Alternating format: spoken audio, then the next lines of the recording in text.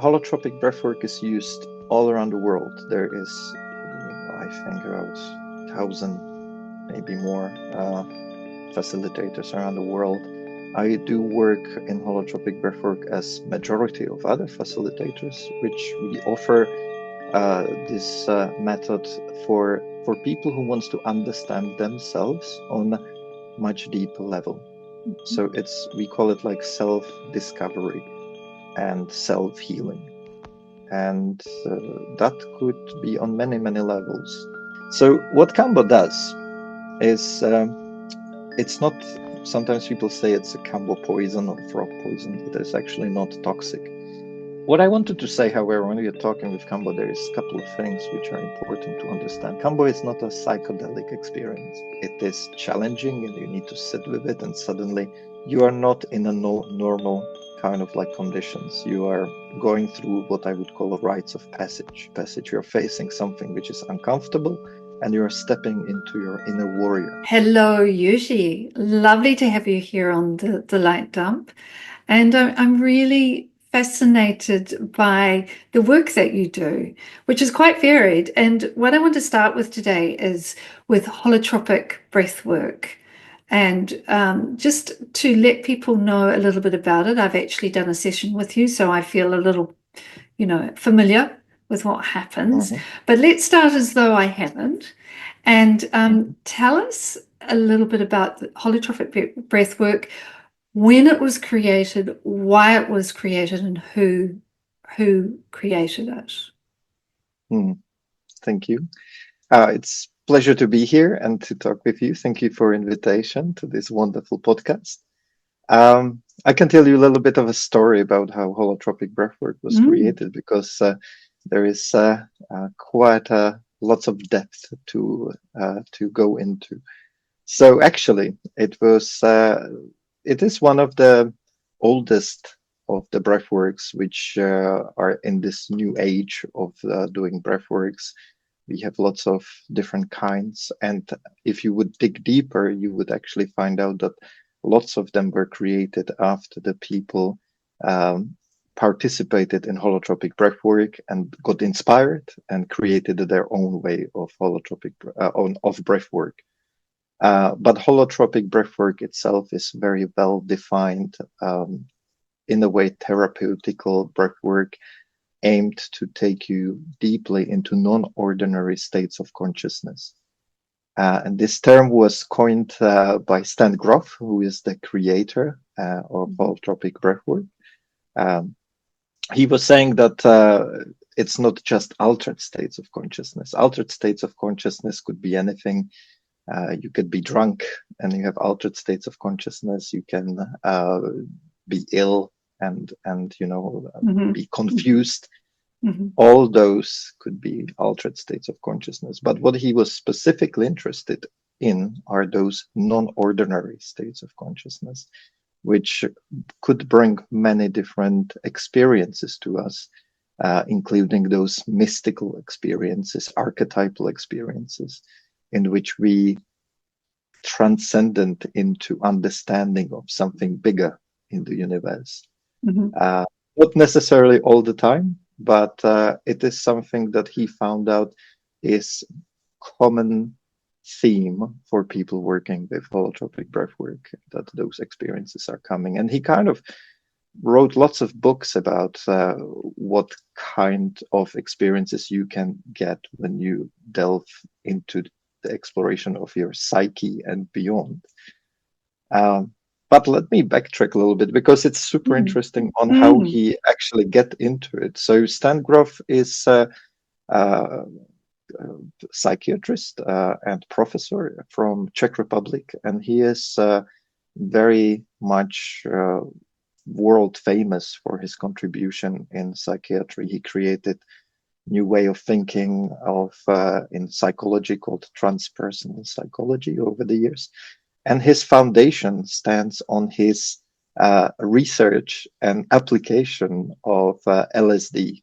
So in the 50s, I think that was when he was finishing his study in Prague, and he got very dissatisfied with the approach of clinician help to people with serious psychological issues like depression, schizophrenia, and all those things.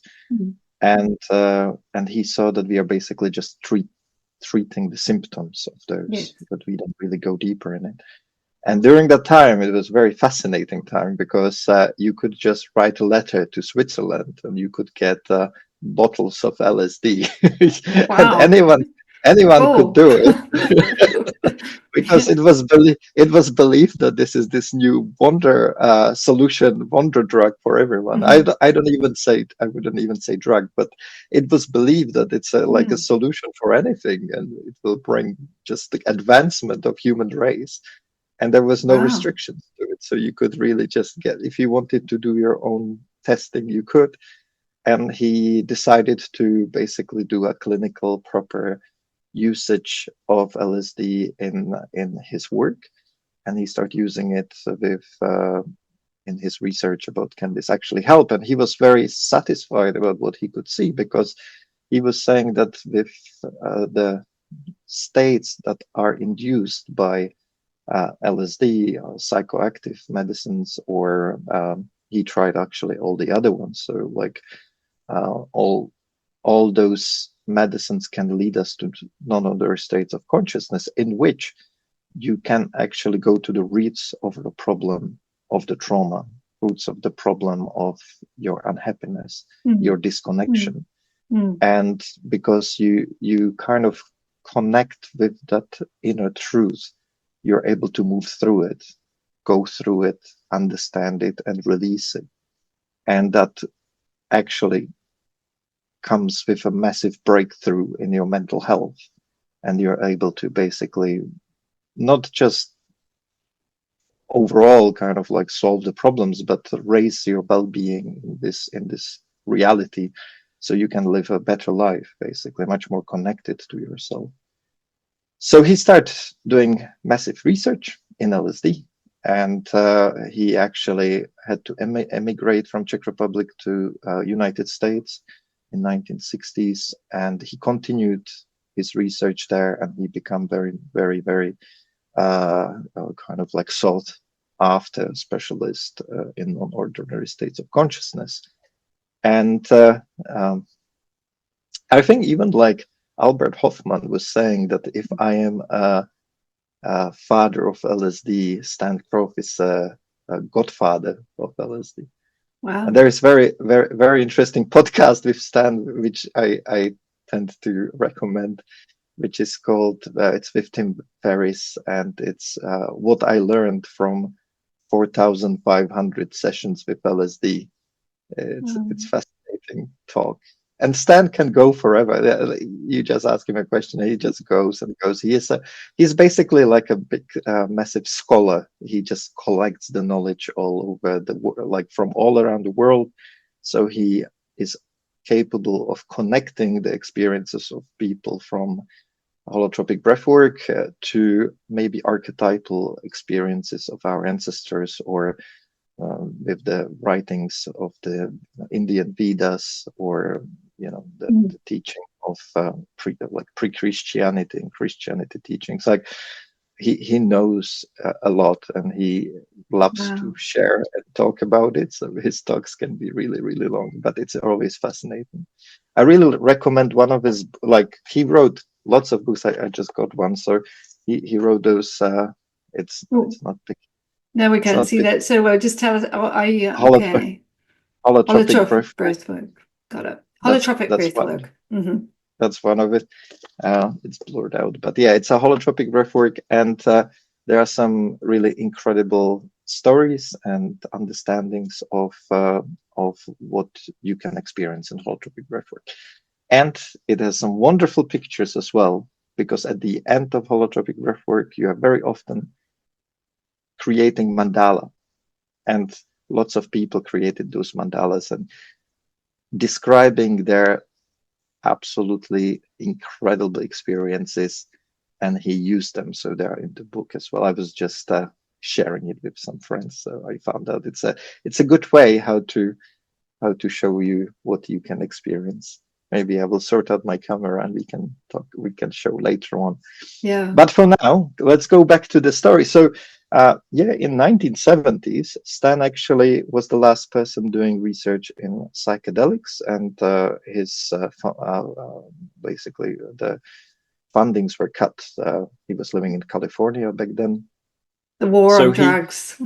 war on Yeah. drugs exactly. Yeah, Yeah. 1970s. Yeah, Yeah. and he was a little bit stuck because he knew that there is a way how to help those people, and he couldn't practice what was seemed like a path for him. And during that time, he was actually finding that some people during their LSD experience had a different way of breathing. And so he was just interested, and he was just asking, could you maybe just keep going with this kind of breath from the start? Could we kind of change it? Can you tell me why did you start breathing like that actually? And people were saying, well, we wanted to be in that experience longer. It kind of supported our journey. So he was playing around with it and asking people, and then he ended up with, maybe let's just stick with breathing, and I will not give you any drugs, any psychedelics, and they found out it's working. And from there, like 1980s, they really, there is also one interesting story when uh, there was some situation where half of the team who was running holotropic breathwork was sick, and they had to do it for plenty of people who were interested to try. And they decided to split the group into two and do two sessions where one group participants, like half of the participants, would be sitting for the other one breathing, and then they would swap roles, and in other sessions, they would change. And this was such a good, this brought such a good results. They decided to incorporate it as in a holotropic breathwork practice. So over those 1980s, they were really defining what it is holotropic breathwork, and they kind of they end up basically putting lots of rules around it, lots of protocols. This is how it's meant to be done, to create the right experience for people to go really deep with the breathwork and with the experience. So one of the thing is that a main thing is that you work in couples, as I was saying, breathing couples, and if you are the person breathing, very often you would have a blindfold. You have a very comfortable mat where you can lay, but it's not needed, or it's not 100% that you would be laying down through your breathwork, but it's how most of the people start. Mm-hmm. And then there is very powerful music designed to take you into those non-ordinary states of consciousness.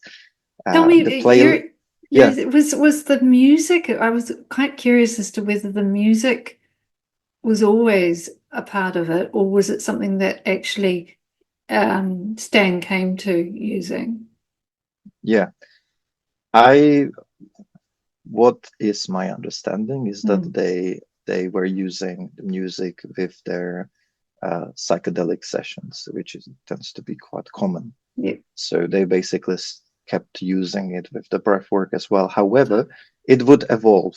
So the music now has a very special structure, which kind of helps you to drive the experience. At the start, for instance, there is very rhythmical, tribal, let's say, energizing music to start get you breathing. And holotropic breathwork is not very sophisticated method of breathing, and it works very much on a radical self-empowerment of the people going through the experience. So only thing what we give as a guidance for breathers when it comes to patterns of breathing is you need to be breathing deeper and faster than you normally do. But it can change during the process. It can be something very dynamic. Some people would be talking about hyperventilation. especially at the start. But it doesn't have to be that. I actually found people laying down still, having this very focused breath in and out. They look like sleeping and not moving for 3 hours, but then they say absolutely incredible stories about it and what they saw. So it's not specifically about hyperventilation. It's not specifically about, 2 breaths into your left nostril and 3 breaths out through your mouth. Um, that's not the point. It's really connecting with what we call inner healer, some kind of like inner wisdom of our body, and giving the responsibility for the experience into this higher self of ours and receiving what we are able to receive in that moment. So, from this perspective, it is for, if we would say it could be much more safer way of journeying, because you don't actually bring any other entity. For instance, of ayahuasca, very often people say they met this higher entity which guides the session, kind of giving them a little bit of a knowledge, a little bit of experience, and maybe even testing them, maybe even challenging them. With holotropic breathwork, you have this inner wisdom of your own body, of your own existence. And this is actually why it's called holotropic. I will come to it later. But you're really working your own guru in a way, your own guide on this journey. And that doesn't mean that you're not going to challenge yourself. Sometimes people go through very, very strong cathartic processes, which can really be challenging for a while. But it was opened because your higher self believed that you're ready to go through it. And that's a right time and right space to actually do this journey within and allow yourself to heal in those conditions. And that is a very common theme in holotropic breathwork. As for the depths it will take you, it really does quite take you deep. Absolutely. Yeah. And in my case, it was quite profound. I can't quite remember, and I think it is interesting, the role of two of you, because you say if it was me lying down, I'd have someone sitting with me, felt like just watching over me. Is that right? Is they're just there to really hold space for you? Is that correct? Yeah. So we discussed what the breather is doing, and then you have the sitter. And it works on many levels, actually. It is quite interesting notion for people coming to holotropic breathwork, and you tell them, well, you will be sitting here for 3 hours doing nothing. And they will be like, oh, this would be the most boring experience of my life.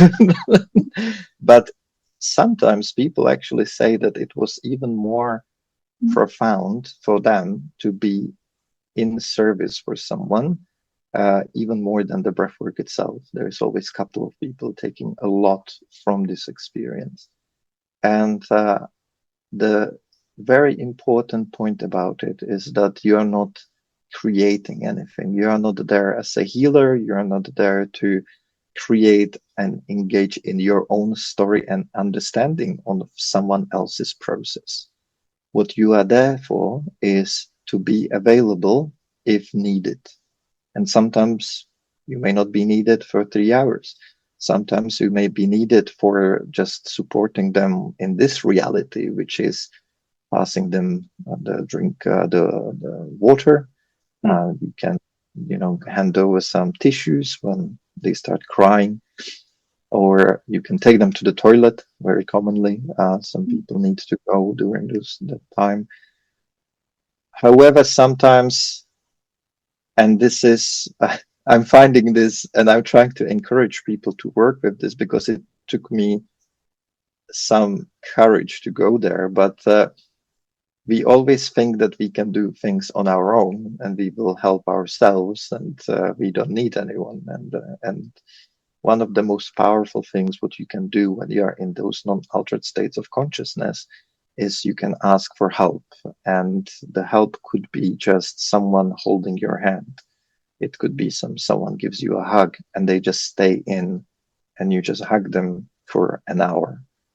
And this I'm finding, and also from my own experiences with holotropic breathwork, not just as a facilitator, it's absolutely skyrocketing the experience into very powerful levels. And it very often comes to situations where you project certain missing aspects of your experience from the childhood, or in the belly, in the womb, or prior to that from the past lives.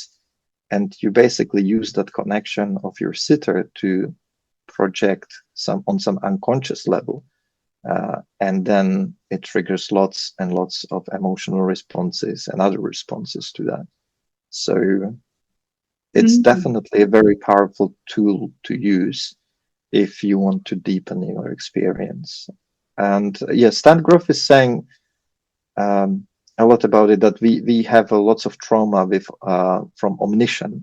So you have trauma where as children we maybe get abused, or we got bullied in the school, or we got sick, and there's this kind of like fear and anxiety about things connected to something happening to us, so maybe some injury as well, all those things. But also there is lots of trauma from omniscience, which is we were meant to get something and we didn't receive it, even though we were feeling a deep longing for that. And the most common thing is your connection with the parents. You were not loved enough. You were not looked after enough physically. You were not touched enough, and you felt disconnected. And if you want to kind of release this and understand this, why maybe this affects your current behavior, holotropic breathwork can really take you there into those states.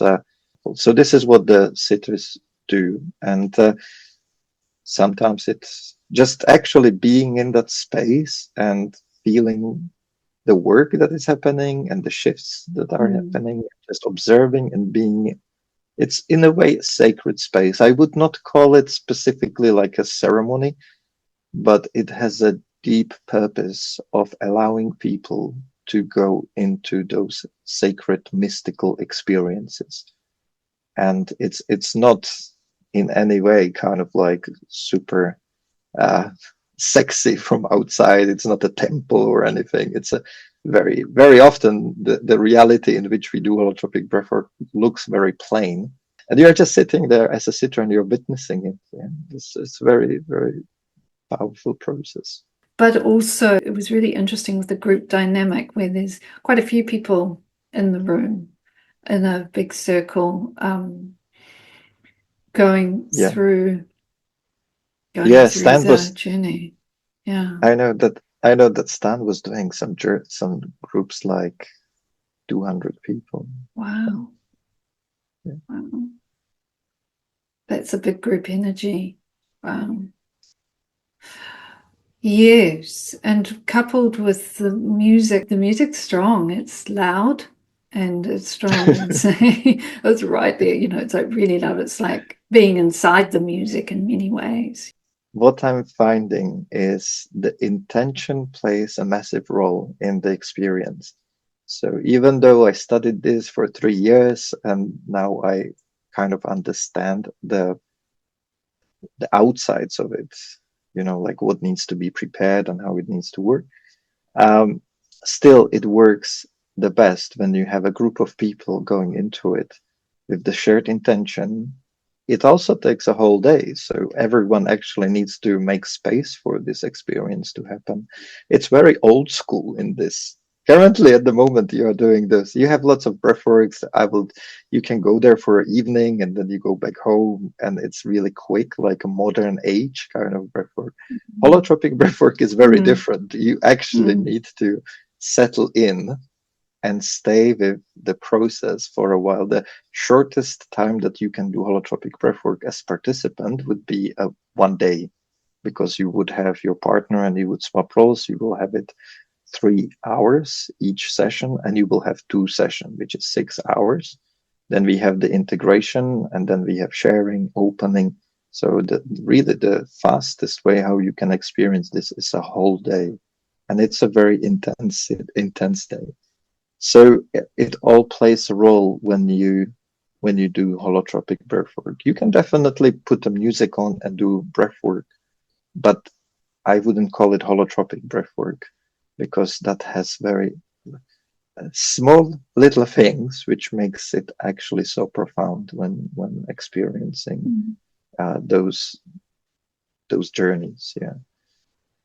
But I like why people are coming. So in holotropic breathwork is used all around the world. There is, I think, about 1,000, maybe more, facilitators around the world.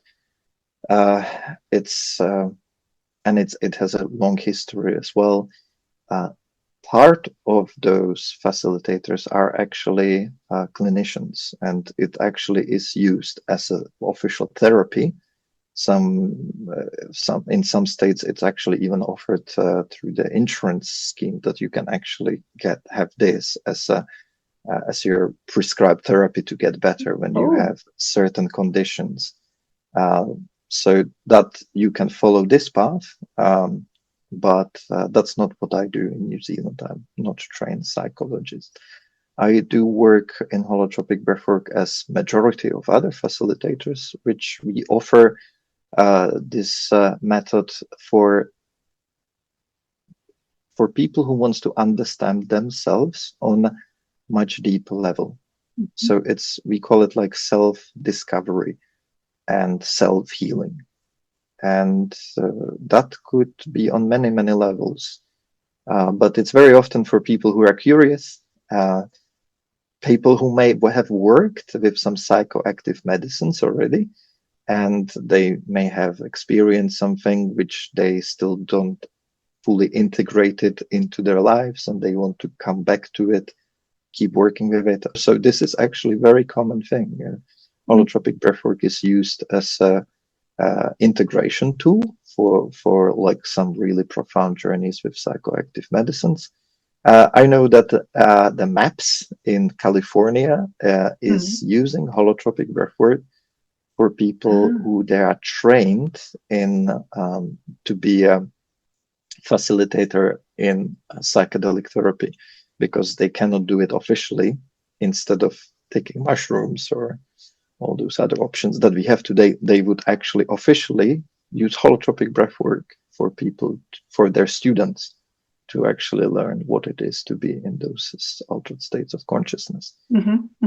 So that's what people are the curious people. Yeah, the curious people. Those people I can attest that it is as powerful as any plant medicine work one might do. For me it was. Absolutely. Wow. So, you know, it's a fantastic accessible tool for people, and it does feel very safe in a sense. Simply, as you say, because of the duration too, and the wraparound nature of how it's carried out for an entire day, gives it a really safe feeling that you're held, you're going to be okay, and that you're going to walk out of there potentially a little bit shifted in a really positive way. I want to know about you too, because you're from Czech Republic, yeah? And you worked directly with Stan? No. Oh, okay. No. Okay. Because Stan emigrated, so he was actually he moved to California, and he lived there. The people who wanted to start holotropic, and this is old generation, that would be in 80s and just about start of 90s. Stan would actually invite them to California, and he would give them training back then. And one of those people is now doing holotropic breathwork in Czech Republic for about 40 years. and he is the person how I got hooked into it, Ah. because he has lots of other like shamanistic practices. And one day when I was walking over the hot coal, the fire walking, I was doing Mm. that with him.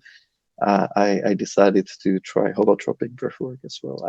That was when I was like 20 something, I think. So yeah, I got this initiation to it. I was not even planning to do breathwork back then, but because I trusted this facilitator, he was really creating wonderful, magical, very non-interfering events where you can grow on your own. I was doing lots of Osho meditations, which Mhm. where you have in dynamics, I don't know if you know, but in dynamics meditation from Osho, you have this 10 minutes where you are meant to get crazy. Like it's a kind of planned chaos, allowed chaos, to really let go of all those things which are stuck, and you need to kind of let go of and express. So there is lots of anger, lots of shouting, lots of beating, lots of crying.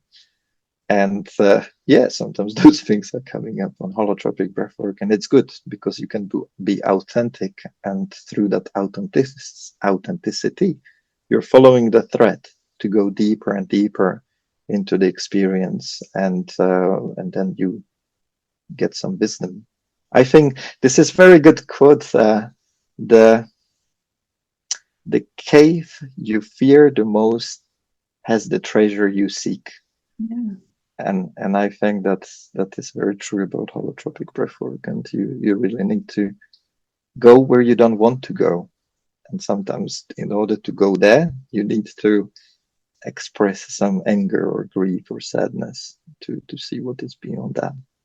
I think shadow work is something that has been very sidestepped in a lot of practices over the years, where one Yeah, is has had talk therapy, so it's supposed to be talked out, but you know what, the experience, to experience fury or um, anger or grief, whatever those big shadows that we carry within us, to experience yeah, them and physically actually release them is really, really important, actually. And yes, it can look quite I agree. full on. It can certainly look that way, but actually, it's like a child, having a complete meltdown tantrum. It's Mm, wonderful. It's wonderful. yeah, Yeah. yeah, yeah. I think we are Yeah. missing that a lot Yeah. in this modern age, like being authentic. But it's not the only thing you do. And I want to now talk about Cambo, because that is another tool in your healing box that you use. And I know very little bit Mm, about it, apart from it is a secretion of a frog secretion, sorry, that I'm not too sure how one administers it. And it's Amazonian. mm. And I know very little else. So speak to me all about it, because I think it could be quite fascinating too. And are the frogs okay? Frogs are okay. Yeah, yeah. Yeah, yeah, Um, Happy to talk about Cambodia. yeah. I do that quite extensively for last 10 years. I well, it's both. My journey with this is connected, and around the time I think 2010, when I was going through um, what would be called like a spiritual emergency or dark hour of the soul. Um, I was just going through my father's suicide, and I was trying to kind of really cope with with that and many other things which kind of piled up as those things do. So it was a very hard half a year for me, and I was looking forward. I was looking for ways how to kind of break through, and I did.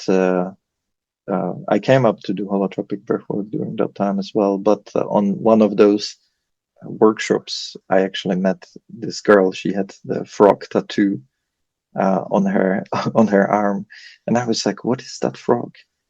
And she started telling me all these wonderful properties about what will happen if you do Kambo. And it was even like what I thought crazy. She was like, like people with very serious conditions can get healed when they do Kambo, and it changes reality, actually, the actual real reality, to actually bring you more luck into your life, and you will feel strong, and you will attract women, and and I was listening Wow, it's to it, quite a and list. the list was going, keep going, and I was like, yeah, this is all craziness. I'm not doing any drugs from Amazon. I'm not crazy. I'm not like, licking the frog and all that. And then she said, however, it has a drawback. For an hour, you would feel that you're gonna die, and you will be vomiting a lot. And when she said it, I was like, oh, I need to do this then, because Okay, I that tipped love, you. yeah, that tipped me, because I really like ecstatic dance. I love it. It's my passion. I just love doing it. Really, I just 20 years of my life, I do ecstatic dance as much as possible where I can. And during that time, several times I was feeling during ecstatic dance, I need to go to the toilet and vomit. And it was like something in my body was like, oh, there is some heaviness there. When you go, because ecstatic dance also takes you into those non-ordinary states of consciousness. I work and do also trance dance, which is dancing with blindfold for 2 hours, and that is very full on. People would call it shamanistic way of dance experience. However, yeah, I when she said that, I was like, oh yeah, finally I will vomit. I will finally get it out. And I signed up and I did, and I actually had very. I There was a guy from Netherlands coming to check, and he gave us 2 sessions a day, which is quite an initiation. He gave it to me on my ear, because during that time he was just experimenting, and he was like, "Oh, it will work well on the ear. We should try to do it on How the do you ear because." administer? What do you mean on your ear?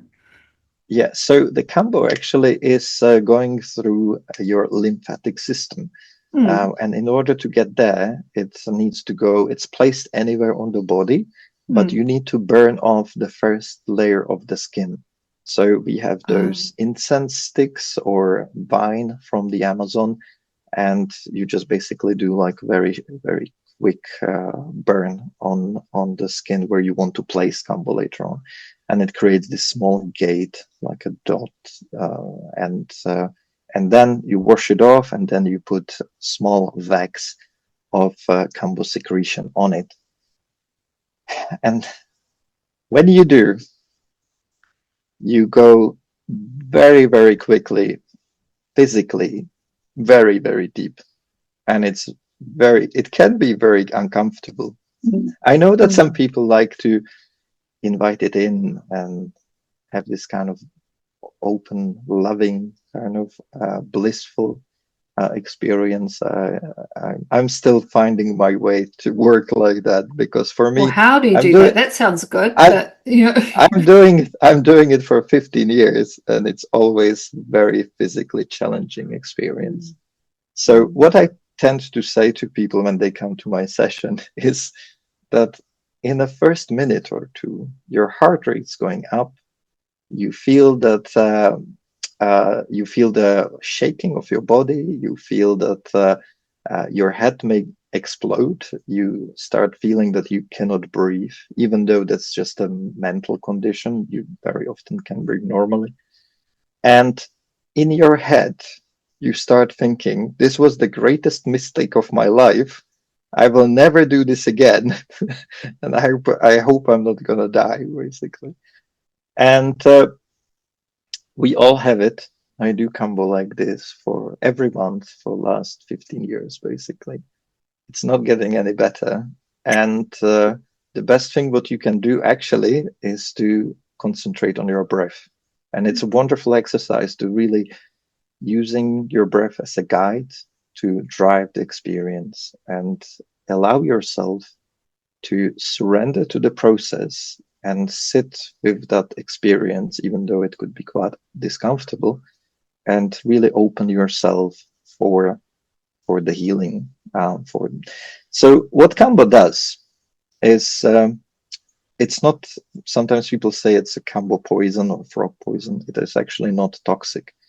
It Mm. has about, well, cocktail. They call it cocktail of peptides, and peptides are small particles. Like they, if you chain them up, they will create proteins. But each of those particles have certain purpose for our cells. And when the cells receive them, they start doing various things which are beneficial for us, even though you may not think it is beneficial for us in your mind. Your body loves it. And your body, again, is fully in control because when you have those peptides in the circulation, your cells are opening and receiving them. If you would have like drugs, which are messing with your receptors, those drugs and those particles breaks in to the cell and do their thing, kind of like forcefully. It's not like Ah, that with Cambo. Cambo is basically offered, and your cells are saying, "This is what I need to do now." And they open. There is actually each cell has like a door. They open the door. They bring the peptide in, and it triggers certain effects in the body. And there is really, they are all named. Half of the peptides is only available in Cambo. Some of them are going to our brain and affect our brain, not in a psychedelic way, but basically the body is as one of the few peptides in the blood. This peptide actually can go into our brain. Some of the peptides are very good for our digestive system and the cleansing of it. So you may start feeling this nausea that you're going to vomit, purge. Some trigger this cleansing in our livers and in our liver and kidneys and even lungs. So basically, what is happening is your body is getting into this, I would call it maintenance state.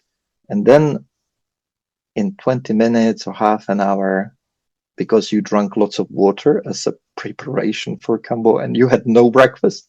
If you had breakfast before it, the process is much more difficult, and I coming tend up. not to Yeah. give people Cambo on that, but you're fasting before that, and then you really start like purging. Uh, you have a bucket, so you're Hmm. purging into the bucket, and what happens is it starts very transparent because you drank water, but as you keep going, the things that are coming up are full on, uh, full on, like crazy, colorful, chunky bits are coming up. You're spitting like this old phlegm coming from who knows where. Very often people are coughing up this yellow kind of bits and pieces. I'm quite like I'm quite of I know. descriptive here, No, but it's good to this be can descriptive, yeah. Yeah, it's true. Yeah. It feels, some people are like, I don't like vomiting. Well, it this is a little bit different as well because I know that in yoga tradition you have the practice just drinking 2 liters of water and purging it out, which is That's very right. good cleanse for our stomach, and it's done as a part of meditation That's in a right. way.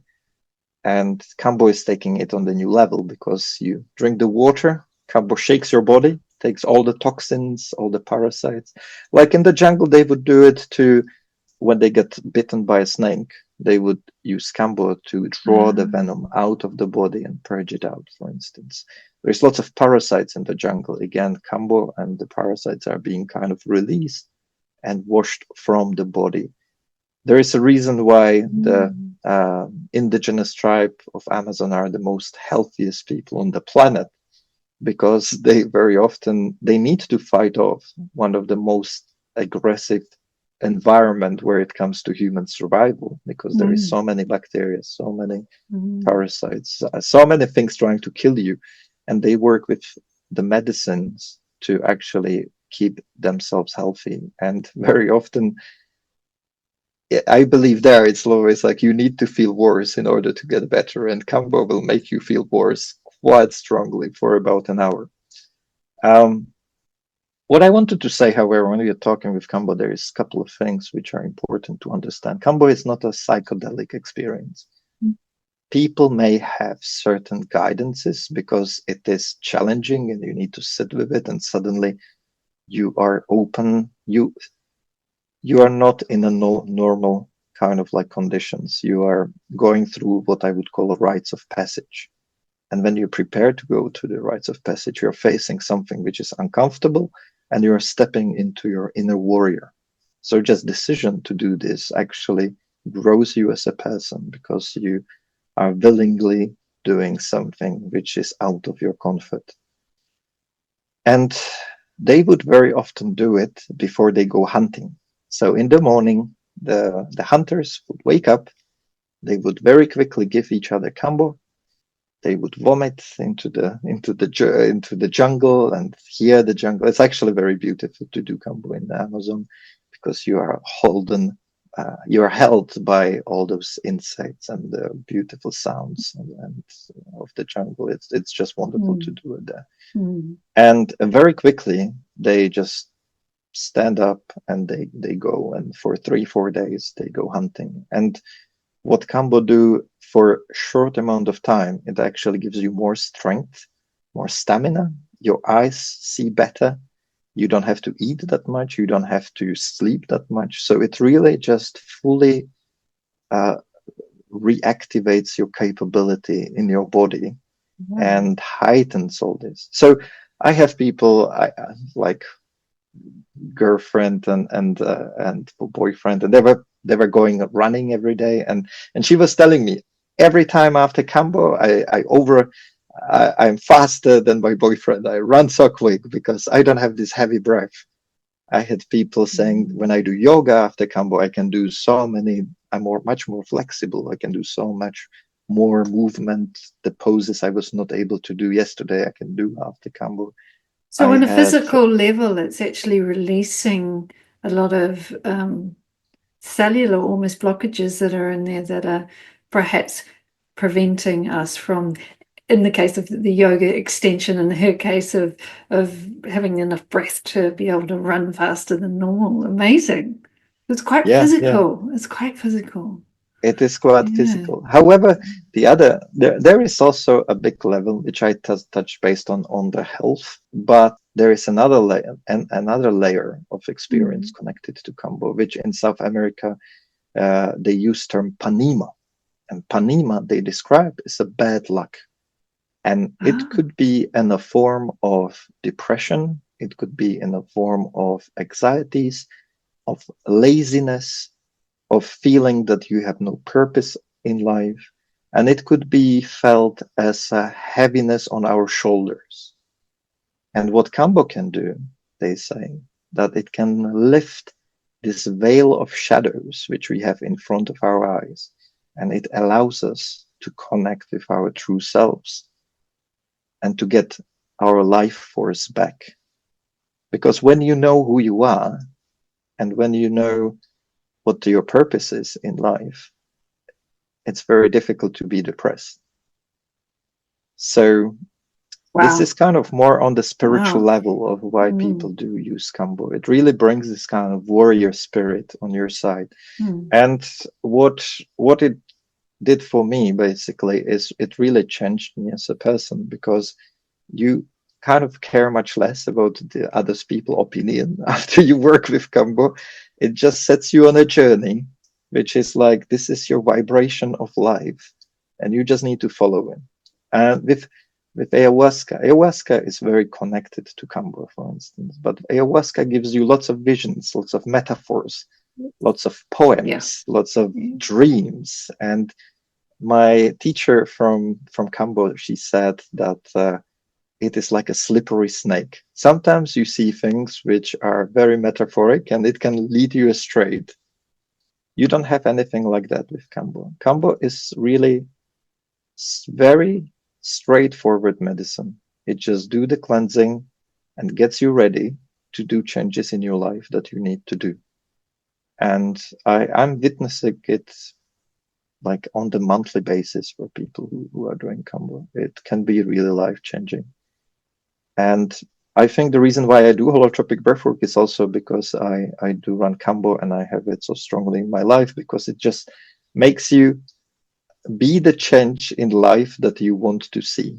Thank you for bringing it here. Thank you for offering that to us here. And for anyone who isn't here, I'm sure if they're listening in another country in the world, there will, and that their curiosity is piqued after this. Is often what happens. You hear about something and you go down a little rabbit hole, and then all of a sudden you're doing it. And as for the vomiting, it's very interesting. People do get very hooked up on that. I can't vomit. I don't like vomiting. Well, no, I can't say that I ever did enjoy vomiting, but it's not horrible either. It's fine.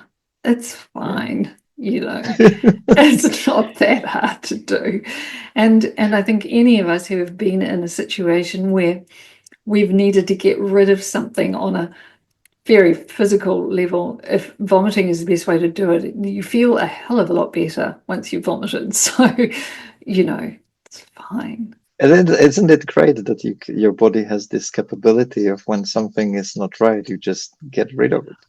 We just tend to hold it in and suffer. Yeah, we do. Rather than actually, which actually is quite telling about us. It can be also with the situations we have in life. We could be like, oh, I will just go through it. I will be strong. I don't need to kind of, just, I will stay and stick with it. And back to your reflection on how people forget to receive love as well easily. I have to do it by myself. I have to do this. No, you don't. You don't. Being alone is not actually part of it. It's reaching out and saying, I need some help here. Please help me, is actually a really important part of this process. And sometimes we push ourselves to be quite in a vulnerable position, vomiting or not good, to get to the point where actually I need some help here. Yeah. So that's what we do. Yeah. It could be the most courageous thing you do. Ask for help. Ask for assistance, I would even say. Because at the end of the day, you still do the work, but you have someone helping you on that journey to go through it. That's right. You do. You do still do the work yourself. Yeah. I'd like to finish up with, are there any thoughts for people who are embarking on a journey with Cambo or with holotropic, any expanded state therapy, any thoughts you would like to share or advice you'd like to share with people who are just maybe thinking about it? Well, I think it's very often like a hero's journey, being able to get on adventure into those sometimes discomfortable, challenging experiences that you can bring on yourself, and then have this learning from it, which you bring into your normal life, which is very often the important part of it. Very often people use those methods as escape from reality. But what we really need to learn is to go do the work, be on adventure, and then bring the learning back and change our normal day-to-day life. Because I don't think the meaning of it is to be gone from actually normal reality. We are here for a reason, but those moments can really bring the remembrance of something bigger. It can give you the sense of belonging, a sense of mystery, which I think we very often lost. And with that, we very often lost the hope. But when you do holotropic breathwork, sometimes you can go very deep into the wonderland and the mystery of life. And this is really something that we forgot to even ask as a question: why we are here, who we are, where are we heading? And when you start working with psychoactive medicines and holotropic breathwork, you come to this and you face it and what it means for you, and you may get some answers. And the beauty of it is, I feel that once you've seen something, you can't unsee it. There's a beauty in that. Yes. Yeah. Once you know something, you can't unknow it. Yeah. It's beautiful. Yeah. Mm. Yeah. Thank you so much. I've really enjoyed today, and I feel like I probably want to explore even more and read some more. So thank you for that. And Pleasure. do you want to say where people can find you? I will also put it in the story notes, but where can people find you online? Yes. So I have basically two websites, holotropicao.com and also camboao.com. So for those two offerings, I have some basic information there. I'm happy to have a chat with people. They can send me email. I'm on Facebook. That's where I communicate a lot. I have also those two websites on Facebook. So yeah, really happy to chat with anyone who would be interested to embark on this journey. We actually have a very exciting offering coming up at the end of April, which I love to offer because I'm bringing a very experienced teacher from Australia, Vicky Nicholson, coming to help me to run 3 days of retreat where we have 2 sessions of holotropic breathwork for each participant. So total 4. And we also do sweat lodge, and it's in beautiful place in Otaki, next to the river with private land. And I think that really offers the best way how to work with this technique, because, and you understood it very well during our talk, that there is the stability in holotropic breathwork. There is time to go on adventure, and you need to have kind of a time to really open yourselves to it. And weekend retreats are the best way to do it. And then you can come back and really bring the learnings back to your own tribe. But yeah, that moment when you are away, disconnected from everything, and just fully dedicated to the mystery and to inner exploration and self-healing is very, very beneficial. Thank you, and look forward to seeing you in the flesh soon.